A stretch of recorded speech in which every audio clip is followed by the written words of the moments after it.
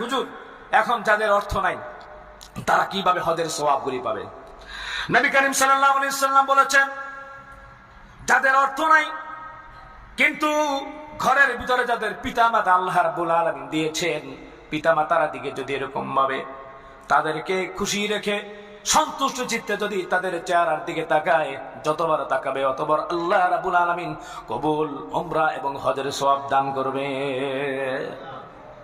যাদের পিতামাতা আছে তাহলে আমরা ইনশাআল্লাহ হজের সওয়াবগুলি পাবো ইনশাআল্লাহ। এরপরে নবী করিম সাল্লাল্লাহু আলাইহি সাল্লাম বলেছেন, ফজরের নামাজ পড়ে উঠে যেও না, ফজরের নামাজ পড়ে কিছুক্ষণ বসে যাও, তাসবিহ তাহলিল পড়ো, তাসবিহ তাহলিলের পরে যদি 4 রাকাত ইশরাক নামাজ আদায় করতে পারো, আল্লাহ রাব্বুল আলামিন একটা কবুল হজ কবুল উমরার সওয়াব তোমার আমলনামায় দিয়ে দিবেন। বলেন সুবহানাল্লাহ। নবী করিম সাল্লাল্লাহু আলাইহি সাল্লাম বলেছেন, আয়েশা প্রতিদিন তুমি 1 খতম কোরআন শরীফ পড়ে ঘুমাবা, প্রতিদিন পয়গম্বরকে সন্তুষ্ট করে ঘুমাবা যেন তার সুপারিশকারী হতে পারো। প্রতিদিন উম্মতে মুহাম্মাদীকে যারা আছে তাদেরকে সন্তুষ্ট করে ঘুমাইবা। এরপর নবী করিম সাল্লাল্লাহু আলাইহি সাল্লাম বলছেন, একটা উমরা একটা হজ করে ঘুমাইবা। খেয়াল করবেন আমলের কথা। এই কথা বলে নবী করিম সাল্লাল্লাহু আলাইহি সাল্লাম নামাজ শুরু করে দিলেন। নামাজ পড়ার পরে এখন যখন শেষ হলো, আম্মা জান আয়েশা সিদ্দিকা রাদিয়াল্লাহু তাআলা আনহা বললেন, ইয়া রাসূলুল্লাহ, আপনি যে আমল করার কথা বলেছেন কোনটাই আমার পক্ষে সম্ভব না। নবী করিম সাল্লাল্লাহু আলাইহি সাল্লাম বললেন, ঘুমের পূর্বে যদি 3 বার সূরা ইখলাস যদি তুমি পড়ো, আল্লাহ রাব্বুল আলামিন তোমার আমলনামায় 1 খতম কোরআন শরীফ পড়ার সওয়াব দিয়ে দিবে। তুমি যদি এরকম ভাবে পয়গম্বরকে সুপারিশকারী বানাতে চাও, তাহলে ঘুমের আগে অন্ততপক্ষে তুমি কয়েকবার দুরূদ শরীফ পাঠ করো।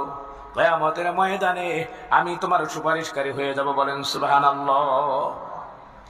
উম্মতে মুহাম্মাদীকে খুশি করার আমল হচ্ছে ঘুমের আগে সমস্ত উম্মত মুহাম্মাদী যারা আছে কল্যাণের জন্য দোয়া করো, তাহলে সমস্ত উম্মতে মুহাম্মাদী তোমার জন্য সন্তুষ্টদায়ক হয়ে যাবে। বলেন সুবহানাল্লাহ। আর যদি ঘুমের পূর্বে সুবহানাল্লাহি ওয়ালহামদুলিল্লাহি ওয়ালা ইলাহা ইল্লাল্লাহ আল্লাহু আকবার যদি তুমি 3 বার যদি পড়তে পারো, তোমার আমলনামায় একটা কবুল হজ কবুল উমরার সওয়াব দিয়ে দিবেন আল্লাহ তাআলা। বলেন সুবহানাল্লাহ। সকলেই পড়েন আমার সাথে সাথে, সুবহানাল্লাহি ওয়ালহামদুলিল্লাহি ওয়ালা ইলাহা ইল্লাল্লাহু আল্লাহু আকবার। এই আমল যদি করতে পারি, কিয়ামতের ময়দানে এমন হবে, যখন আমার আমলনামা ডান হাতে যখন দেওয়া হবে, তখন দেখবেন আমলনামার ভিতরে হাজার হাজার লক্ষ লক্ষ হজের নেকি। আল্লাহকে এরকম ভাবে বান্দা বলবে, আল্লাহ তাআলা এই নেকির পাল্লা তো আমার না, আমি জীবনে কোনোদিন হজ করি নাই, উমরাও যাই নাই। হয়তো আল্লাহ তাআলা বলবেন, উমরায় যাও নাই, হজ তুমি করো নাই, তোমার টাকা দেই নাই, পয়সা দেই নাই, কিন্তু এই আমলগুলা করেছো, এর জন্য আমি এই আমলের বদৌলতে তোমার আমলনামায় উমরার এবং হজের সওয়াব আমি দিয়ে দিলাম। বলেন সুবহানাল্লাহ। সম্মানিত ভাইরা আমার, এর জন্য শুরুতে বলছিলাম সূরা ইখলাসের আমল অত্যন্ত গুরুত্বপূর্ণ একটি আমল। আমাদের খেয়াল করতে হবে, 3 বার সূরা ইখলাস যদি পড়ি, 1 খতম কোরআন শরীফ পড়ার সওয়াব আল্লাহ সুবহানাহু ওয়া তাআলা আমলনামায় দিয়ে দিবেন। বলেন সুবহানাল্লাহ। হজের মাসে হজের শিক্ষার সাথে সাথে আমরা অনেকগুলো শিক্ষা গ্রহণ করলাম। শিরক মুক্ত ইবাদত, সকল ক্ষমতার মালিক হচ্ছেন আল্লাহ, সমস্ত কিছু আল্লাহ সুবহানাহু ওয়া তাআলার পক্ষ থেকে হয়, বাদ বাকি আমার প্রচেষ্টা চালাতে হবে ইনশাআল্লাহ। তাকদীরের ভালো মন্দর মালিক হচ্ছেন কে? আল্লাহ। এটি আমাদের শিক্ষা, শিরক মুক্ত ইবাদত।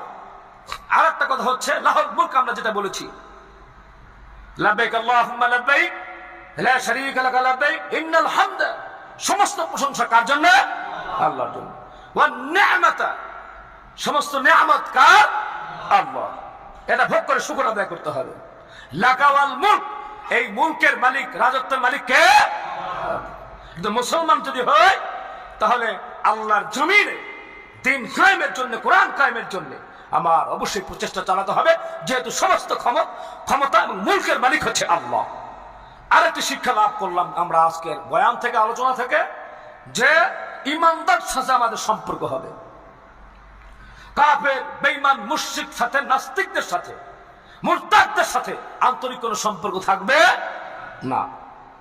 হ্যাঁ, অনেকে এরকম হতে পারে, যেমন প্রাণ কোম্পানিতে আপনি অনেকে চাকরি করেন, আমার এখানেও অনেক মুসল্লি রয়েছে, এটা তো কাদিয়ানি। কাদিয়ানিরা কাফের, সারা বিশ্বের ওলামা হযরত একমত। এখন ওখানে চাকরি করতে হবে, কি করবেন আপনি এখন?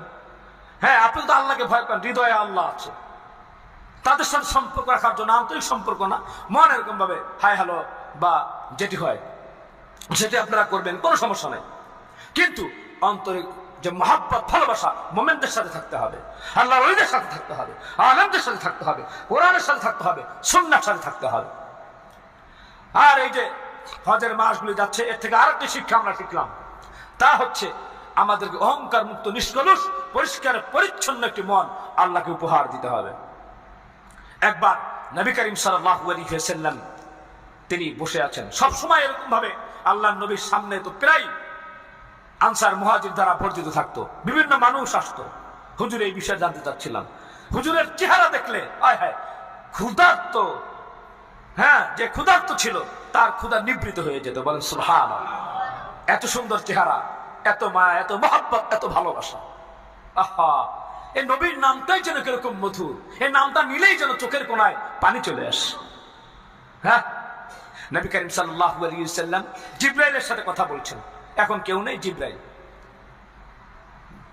জিবরাইল বললেন, ইয়া রাসূলুল্লাহ, আমি এখন চলে যেতে চাই, আমি আর এখানে থাকবো না। আবু যর গিফারি আসতেছে, আপনি আবু যর গিফারিকে সময় দেন। আল্লাহ নবী বললেন, জিবরাইল, আবু যর গিফারিকে তুমি কেন চিনো? আবু যর গিফারির সাথে তোমার কি সম্পর্ক, কেমন ভাবে তুমি চিনলা? জিবরাইল আলাইহিস সালাম বলেন, ইয়া রাসূলুল্লাহ, শুধু আমি না, ফেরেশতাদের মজলিসে আবু যর গিফারির সম্মান, মান, মর্যাদা আল্লাহ তাআলা উন্নত করে দিয়েছেন। বলেন সুবহানাল্লাহ। শুধু আমি না, ফেরেশতাদের মজলিসে আবু যর গিফারির আলোচনা হয়। বলেন না সুবহানাল্লাহ। এখন কেন আলোচনা হয়, কেন এই মর্যাদা আপনারা জানতে চান কি চান না? হ্যাঁ, এই আমলটা আমরা করতে পারি।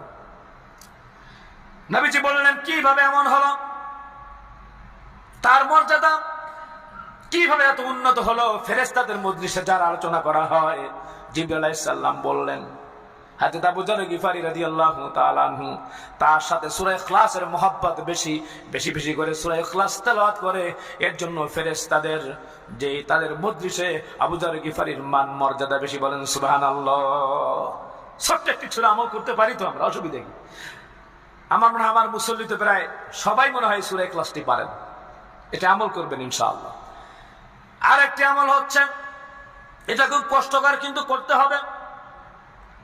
আর একটি হচ্ছে, আবু যর গিফারি রাদিয়াল্লাহু তাআলা আনহু তার মনের ভিতরে কোনো অহংকার নাই, এই নিরহংকার একজন মানুষ।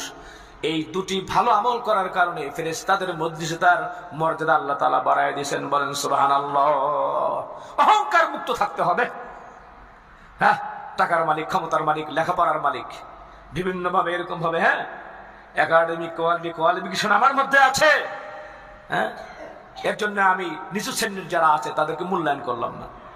রিক্সাওয়ালার সাথে, অটোওয়ালার সাথে বিভিন্ন মিডিয়েস করলাম, খারাপ ব্যবহার করলাম, গরিব মানুষের সাথে খারাপ ব্যবহার করলাম, ঘরের মেট সারবেন তুই তুকারি করে বলবো, এদিকে নিরহংকার, অহংকার থাকবে না।